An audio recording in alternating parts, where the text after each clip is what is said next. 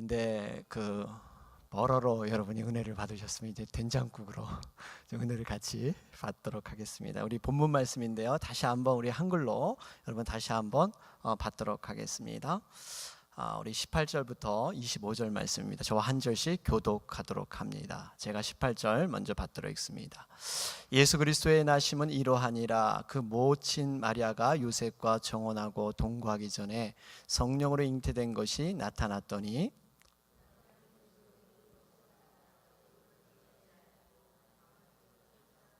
이 일을 생각할 때 주의 사자가 현몽하여 가로되 다윗의 자손 요셉아 내 안에 마리아 데려오기를 무서워 말라. 저에게 잉태된 자는 성령으로 된 것이라.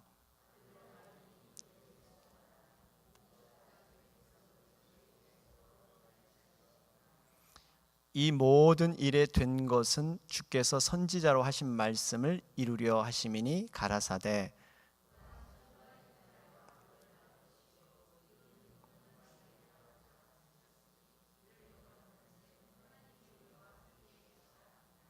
요셉이 잠을 깨어 일어나서 주의 사자의 분부대로 행하여 그 아내를 데려왔으니 아들을 낳기까지 동침치 아니하였더니 나음의 이름을 예수라 하더라. 아멘. 할렐루야. 예. 하늘에는 영광이요 또 땅에는 기뻐하심을 입은 자들 중에 평화로다 이렇게 말씀하셨습니다.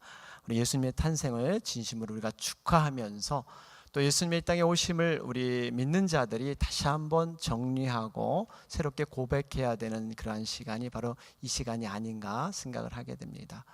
이맘때면 여러분들 그 성탄에 대한 여러분 많은 기억들이 어렸을 때 있을 거예요.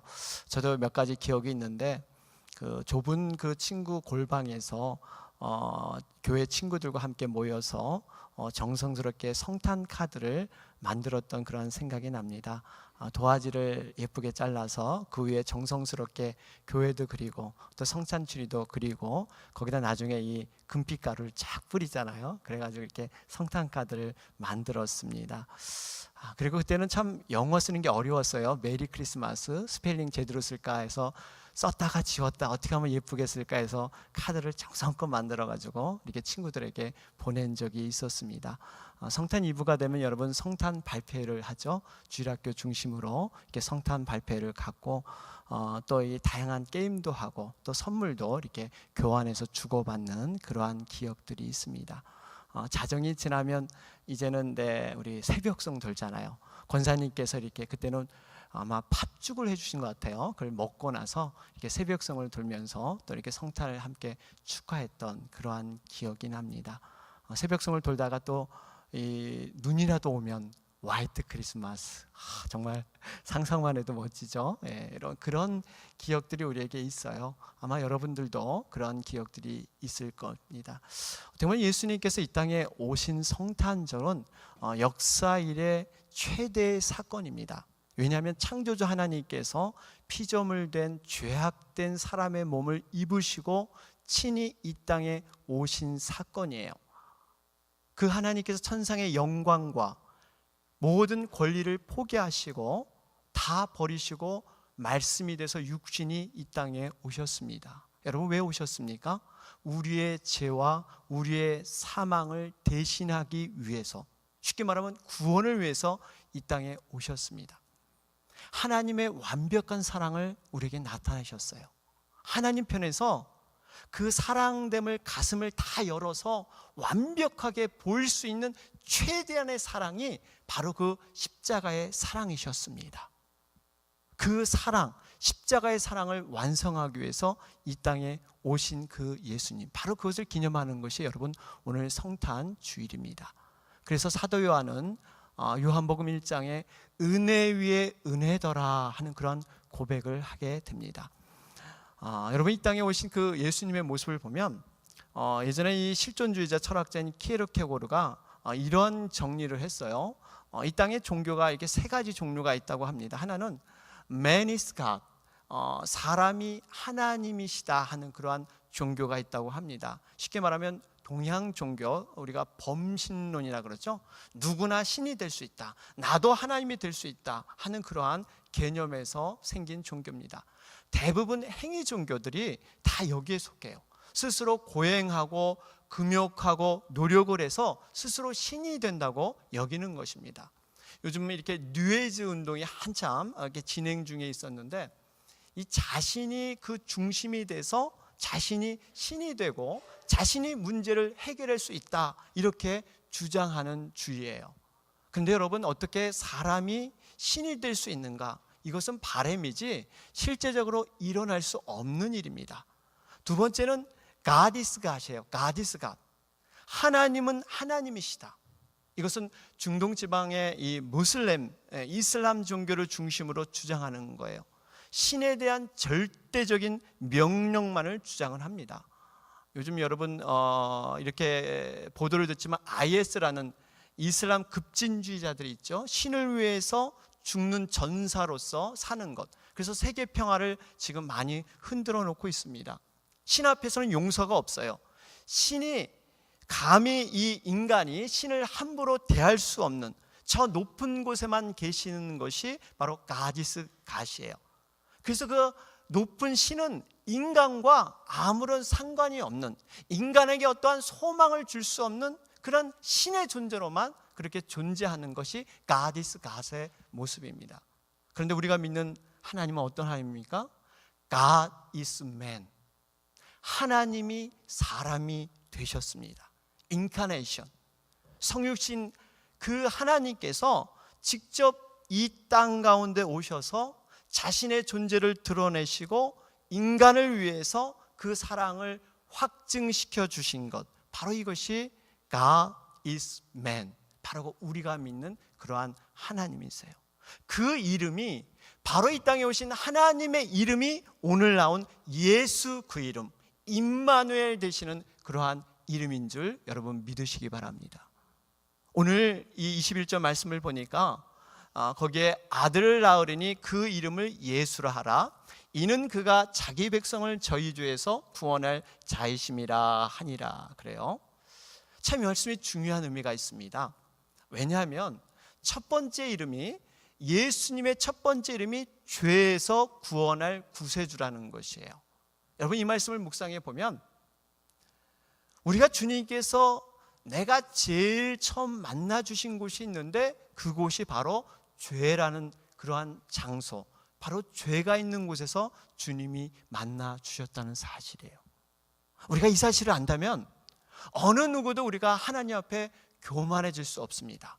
우리가 과거가 정말 하나님과 원수된 자고 하나님께 버림받았던, 심판받았던 그러한 자들이기 때문에 내가 조금 더 경건해지고 내가 조금 더 의로워졌다 해서 하나님 앞에 우리가 교만으로 갈 수 있느냐? 아무도 없다는 거예요. 우리는 죄인에서 출발했다는 사실입니다.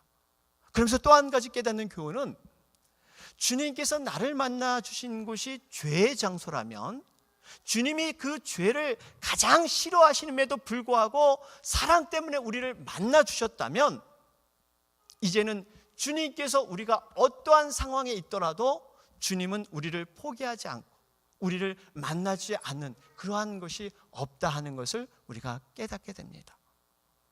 세상 사람들은 우리를 포기하고요, 우리가 어떠한 위치에 있고 어떤 상황에 있을 때 우리를 멀리할 수 있지만, 죄에서 구원하신 그 주님께서 우리가 어떤 형편이든 어떠한 상황에 있든지 간에 그 주님은 우리를 만나 주실 줄 믿습니다. 이것이 놀라운 그 죄에서 우리를 만나 주셨다는 거예요. 그런데요, 여러분, 이러한 그 하나님의 역사들, 초자연적인 역사였죠. 성령으로 바로 이 아들을 잉태된 사건, 초자연적인 역사였습니다. 그런데 이 초자연적인 역사를 하나님 혼자 일을 하지 않는다는 사실이에요. 반드시 그 뒤에 사람들의 그 순종, 그 믿음의 사람들을 통해서 하나님의 초자연적인 그 역사를 드러내신다는 것을 우리는 본문에서 볼 수가 있습니다. 누구입니까? 바로 요셉과 마리아의 순종이에요. 하나님은요, 하나님의 방법이 절대 독단적으로 일을 하지 않으세요. 믿음의 사람을 요구하시고 믿음의 그 모습을 통해서 하나님의 영광과 살아계심의 그 능력을 나타내길 원하신다는 사실이에요.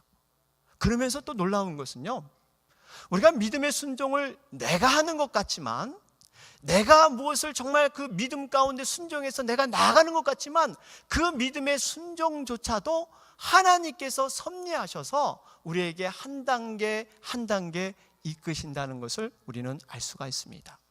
오늘 18절 말씀을 보니까 정원하고 동거하기 전에 성령으로 잉태되었다, 이렇게 18절에 말씀이 되었어요. 여러분, 우리 전도사님도 얘기했지만 유스, 정말 나이 어린 여자아이가 잉태됐다, 임신했다 했을 때 우리가 어떻게 받아들이겠느냐. 정말 이것은 도저히 상상할 수 없는 일이 일어나고 있습니다. 어떻게 보면 마리아 입장에서 이것을 감당할 수 있는 그러한 힘과 능력이 없어요. 그런데 이미 마리아가 그것을 감당할 수 있도록 하나님은 모든 섭리 안에서 마리아에게 믿음의 스텝을 한 단계 높여주신 그러한 사건이 있다는 사실이에요. 그것이 바로 6개월 전에 있었던 엘리사벳의 임신의 사건이었습니다. 엘리사벳이 누구입니까? 마리아와 친척지간이에요. 이 엘리사벳은 완전히 몸이 노화된 그러한 여자분이었어요. 완전히 노인분이었습니다. 그럼에도 불구하고 모든 경수가 끊어져서 생명을 낳지 못하는 상황이 됐지만, 세례 요한이라는 그러한 아들을 잉태케 하는 사건을 마리아가 그것을 소식을 듣게 됩니다. 이것을 통해서 하나님께서는 불가능한 그러한 곳에서도 하나님이 역사할 수 있구나, 우리의 이성과 상식을 깰 수 있는 분이 하나님이시구나 하는 것을 마리아는 어느 정도 깨달았다는 사실이에요. 이것을 보면 우리의 인생도 마찬가지입니다. 하나님께서 우리에게 믿음의 순종을 요구하실 때 엄청난, 정말 우리가 겪어보지도 아니하고 경험해보지 않은 엄청난 믿음의 순종을 우리에게 요구하지 않는다는 사실이에요.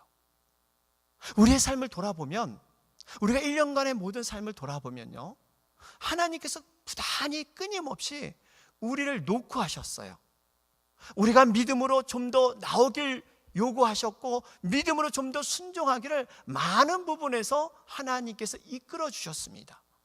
그럼에도 불구하고 우리가 깨닫지 못하는 부분이 많이 있어요. 우리가 그것을 깨닫고 하나님 앞에 좀 더 다가갔다면 하나님께서 더 큰 믿음의 순종과 그것을 통해서 축복을 우리에게 많이 허락해 주셨을 거예요. 이러한 모든 상황에서 이제는 마리아가 그 믿음을 자기의 믿음으로 고백하게 됩니다. 이것이 또 마리아의 훌륭한 믿음의 모습이에요. 남이 경험한 그러한 사건이 이제는 자기가 도저히 받아들이기 어려운 사건이 있었지만 그것이 곧 나의 믿음입니다 하고 고백하는 것, 여러분, 이것이 진정한 순종의 모습인 것을 믿으시길 바랍니다. 이런 모습으로 지금 마리아는 고백해요. 사실 여러분, 마리아를 한번 생각해 보면요, 마리아도 기가 막힌 일이었어요.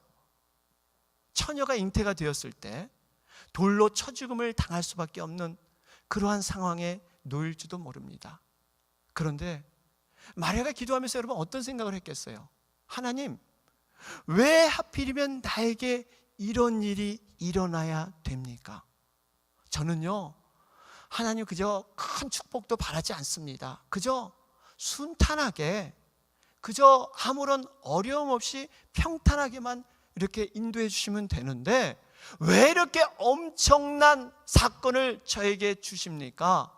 옆집에 있는 아무개 집사님, 그분은 기도도 많이 하시고요, 정말 성령 충만하신, 믿음이 충만하신 분인데 왜 그런 분들에게 나타나지 않고 저에게 왜 이런 일을 허락해 주십니까?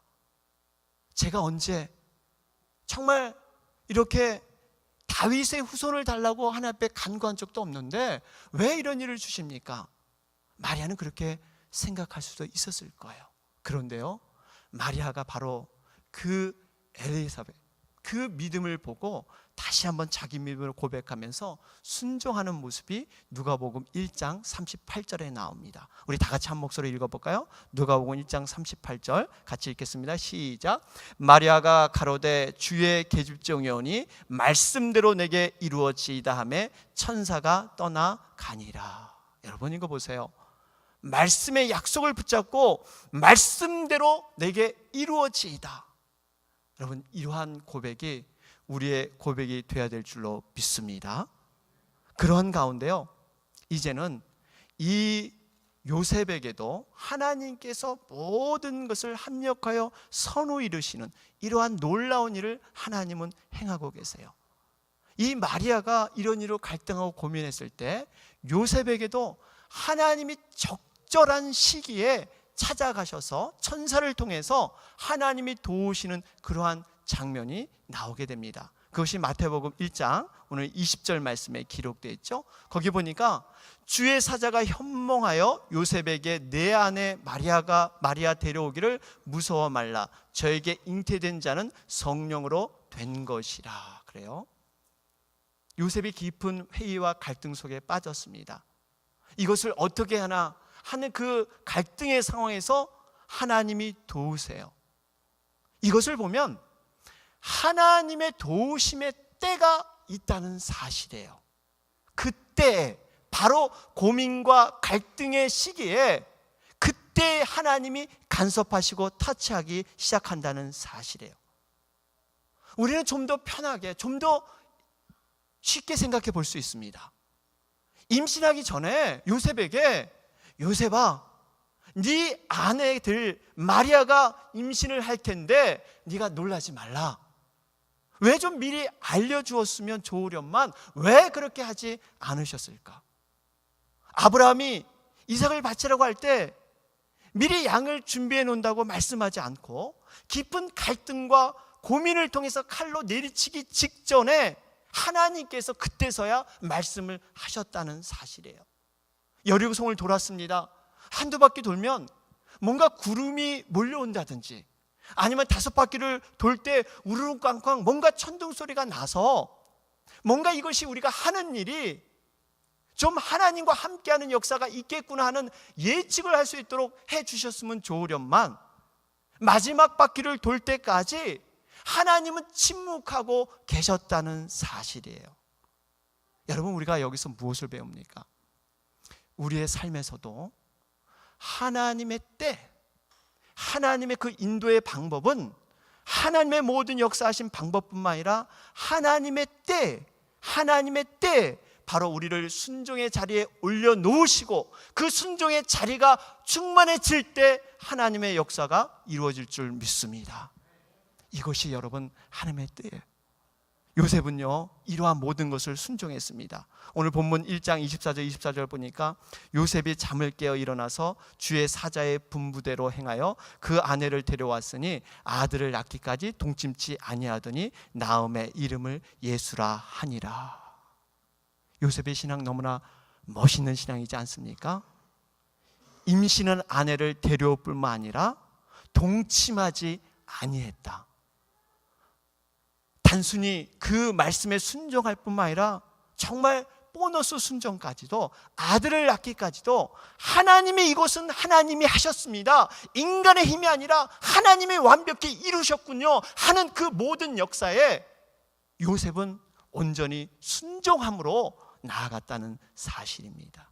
사랑하는 여러분, 우리가 성탄 이 귀한 정말 절기를 맞이해서 하나님께서 이 땅에 놀라운 역사의 섭리들, 초자연적인 능력의 그러한 섭리들을 베푸실 때 반드시 이렇게 요셉과 마리아처럼 그 순종하는 사람들의 모습을 통해서 하나님은 역사하십니다. 임마누엘의 하나님, 그 임마누엘 하나님은요, 내가 세상 끝날까지 너희와 항상 함께 있으리라. 이 말씀은 순종하는 자의 그러한 축복의 말씀이고 하나님께서 동행하시고자 하는 그러한 귀한 언약의 말씀인 것을 믿으시기 바랍니다. 우리가 다시 한번 이 성탄절 때 하나님의 믿음으로 다시 한번 새롭게 되는 여러분과 제가 되길 주님의 이름으로 축원합니다. 아멘.